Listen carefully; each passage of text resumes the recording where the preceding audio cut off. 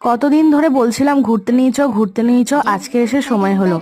এত ব্যস্ত কেন থাকে ভাই? চাও ও যদি অন্য কোনো ভালো মেয়ে পেলে, কোটিপতি মেয়ে পেলে যদি আমাকে ছেড়ে যায় তখন কি হবে? না না, আমি কি বেশি ওভার থিঙ্ক করছি? না না, ও আমাকেই ভালোবাসে, আমাকেই বিয়ে করবে। হ্যাঁ হ্যাঁ, ঠিক ভেবেছি। আচ্ছা, ও অফিস গেলে অন্য কোনো মেয়ের দিকে তাকায় না তো?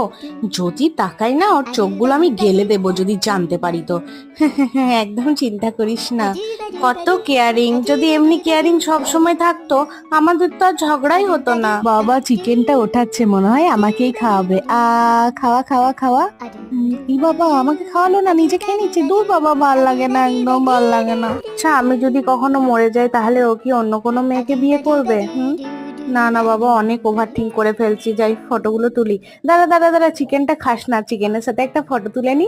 হ্যাঁ, আর তোমরা বলো, এগুলোর মধ্যে কি তোমরাও করো কিছু? আর সাবস্ক্রাইব করতে একদম ভুলবে না।